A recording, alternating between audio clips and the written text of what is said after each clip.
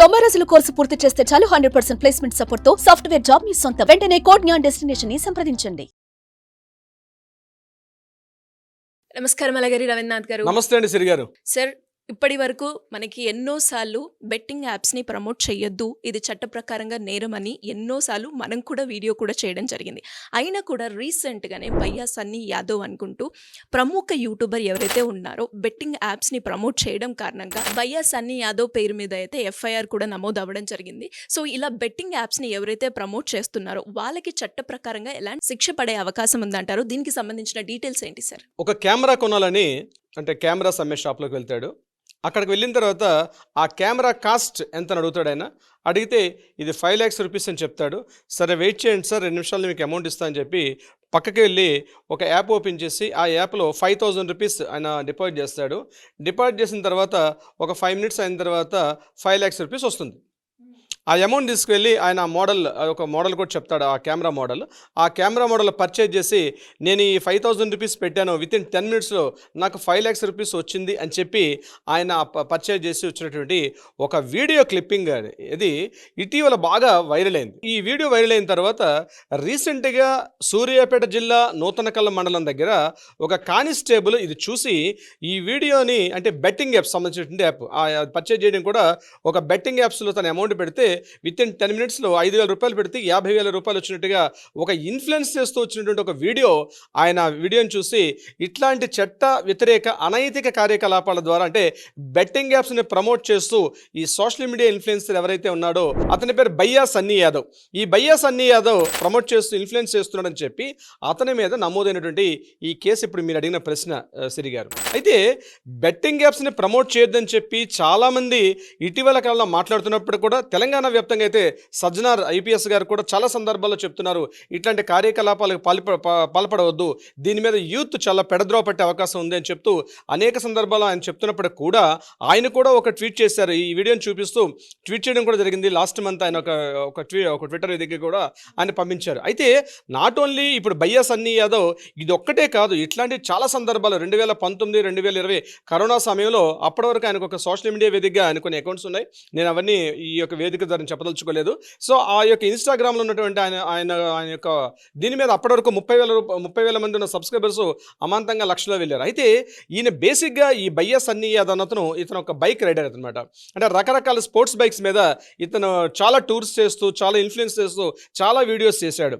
అయితే దీనికి సంబంధించి ఆయన అనేక వీడియోస్ ఇన్స్టాగ్రామ్ వేదికగా ఆయన పంపించడం కూడా జరిగింది. చాలామంది సబ్స్క్రైబర్స్ కూడా చేయడం జరిగింది. అయితే ఎప్పుడైతే సబ్స్క్రైబర్స్ వస్తున్నారో వాళ్ళందరినీ ఇన్ఫ్లుయెన్స్ చేస్తూ కొన్ని బెట్టింగ్ యాప్స్లో ఈయన ఏం చేశాడంటే కొన్ని రకాల అనైతిక కార్యకలాపాలకి తెరదీశాడు. ముఖ్యంగా ఆ బెట్టింగ్ యాప్స్ని ప్రమోట్ చేస్తూ రీసెంట్గా మనం హర్ష సాయి యొక్క విషయంలో కూడా ఇదే మనం చూడడం కూడా జరిగింది. అయితే అలాంటిదే ఇప్పుడు ఇతనేం చేశాడంటే కంప్లీట్గా బెట్టింగ్ యాప్స్ని ప్రమోట్ చేస్తూ జస్ట్ మీరు ఒక 5,000 పెట్టండి, ఒక 10,000 రూపాయలు పెట్టండి, విత్ ఇన్ ఫ్రాక్షన్ ఆఫ్ మినిట్స్లో మీరు అనుకున్న సొమ్ము లక్షల్లో మీకు అమౌంట్ వస్తుందని చెప్తూ ఆ కంపెనీస్ అంటే బెట్టింగ్ యాప్స్ని ఇతను ప్రమోట్ చేస్తున్నారు. అసలు ఆ వీడియో నేను కూడా చూశాను. చూడగానే ఇంత ఈజీగా సంపాదించవచ్చా అని నాలాంటి అడ్వకేట్స్ కూడా అనిపించింది కాసేపు. అంటే ఇంత ఈజీగా మనీ సంపాదించడం అనిపించింది. కానీ 100కి 1000% ఎప్పుడు కూడా అది సాధ్యపడదు. అయినప్పటికీ కూడా వీటిని ప్రమోట్ చేస్తూ వాళ్ళు ఏం చేస్తున్నారంటే యూత్ని అట్రాక్ట్ చేస్తున్నారు. రీసెంట్గా మనం కరీంనగర్లో ఒక సూసైడ్ చూసాం, వరంగల్లో చూసాం. అదేవిధంగా ఒక బీటెక్ విద్యార్థి నిజామాబాద్లో కూడా కామారెడ్డి దగ్గర ఉన్న ఒక వ్యక్తి కూడా ఇదే విధంగా ఈ బెట్టింగ్ యాప్స్లో ఆ డబ్బులన్నీ పోగొట్టుకొని అప్పులు పాలైపోయి తల్లిదండ్రులకి బాధ చెప్పుకోలేక యూరియా మందు తీసుకొని పొలంలోకి వెళ్ళి అప్పటికప్పుడు మందు తీసుకొని ఒక బావిలోకి దూకు కూడా చనిపోయినటువంటి ఘటనలు మనం చూసాం. అంటే యూత్ ఎస్పెషల్లీ ఈ 16 ఏళ్ల నుంచి 30 ఏళ్ల మధ్యలో ఉన్నటువంటి అనేక మంది ఈజీ మనీకి అట్రాక్ట్ అయిపోయి బెట్టింగ్ యాప్స్లో అలవాటు అయిపోయి దీనిలో పెట్టుబడి పెట్టడం. అంటే మొదట్లో కాస్త బాగానే అమౌంట్ వస్తుంటుంది, అయినప్పటికీ కూడా అది వస్తున్నాయని చెప్పి వీళ్ళు పెద్ద మొత్తంలో అమౌంట్ పెట్టిన తర్వాత 1 fine day ఇక్కడి నుంచి అంతా మైనస్ అయ్యి చాలా లక్షలు నష్టపోయిన తర్వాత చెప్పుకోలేక ఈ బాధ, దాన్ని ఎలా తీర్చాలో తెలుసుకోలేక చాలామంది నష్టపోయి రోడ్డున పడేటువంటి జాబితాలు చాలామంది ఉన్నాయి. సక్సెస్ అయిన వాళ్ళు బహుశా 1.1% ఉంటారేమో తెలియదు, కానీ ఇందులో భారీ స్థాయిలో నష్టపోయిన వాళ్ళు చాలామంది ఉంటారు. అయితే ఇట్లాంటి బెట్టింగ్ యాప్స్ వల్ల చాలా ప్రమాదం అని చెప్పి ఈ భయ్యా సన్నీ యాదవ్ అని ఇన్ఫ్లుయెన్సర్, యాక్చువల్గా ఇతను ఇన్స్టాగ్రామ్లో పెద్ద ఇన్ఫ్లుయెన్సర్ అయితే ఇతని యొక్క ఆస్తుల వివరాలు చూస్తే ఒక్కసారి నేను వివరాల్లోకి వెళ్ళి చూసినప్పుడు మాకే ఆశ్చర్యం అనిపించింది. ఇతనికి నూతనకల్లో 8 కోట్ల రూపాయల విలువైనటువంటి ఒక 5 story బిల్డింగ్ ఉంది.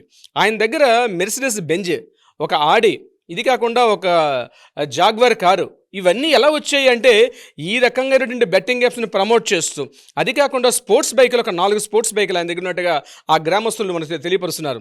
అది కాకుండా బినామీ పేర్ల మీద అతను 4-5 షాప్స్ కూడా నూతనకల్లు, సూర్యాపేట, అదేవిధంగా హైదరాబాద్ శివార్లో వనస్థలిపురం ఉన్న ప్రాంతాల్లో కూడా కొన్ని షాప్స్ కూడా ఉన్నట్టుగా తెలిసింది, బినామీ పేరు మీద ఉన్నటువంటి షాప్స్. ఇలా ఈ బెట్టింగ్ యాప్స్ని ప్రమోట్ చేస్తుంటే ఇన్స్టాగ్రామ్ అనే వేదిక ద్వారా కొన్ని వేల మంది ఇన్ఫ్లుయెన్స్ని అతను ఇన్ఫ్లుయెన్స్ చేస్తూ బెట్టింగ్ అంటే ఎంతమంది జీవితాలు అంటే ఇతను ఒక ఈ రకంగా వెళ్ళిన తర్వాత అంటే మనం హర్ష సాయి అని చెప్పుకున్న ఇప్పటికే ఆల్రెడీ నార్సింగి పోలీస్ స్టేషన్ ఆయన మీద కేసులు కూడా ఉన్నాయి. అంటే వీళ్ళందరూ కూడా ఈ బెట్టింగ్ యాప్స్ అనేటువంటి ఒకే ఒక ఫార్మాట్ ద్వారా అనేక మందిని ఇన్ఫ్లుయెన్స్ చేయడం, ముఖ్యంగా ఈ 16 ఏళ్ళు 18 ఏళ్ళ నుంచి ఒక 30 ఏళ్ళ మధ్య ఉన్నటువంటి ఆ విద్యార్థులకు అట్రాక్ట్ చేయడం అనమాట. అంటే వాళ్ళు అప్పులు తీసుకొచ్చి కూడా ఇందులో పెట్టడం.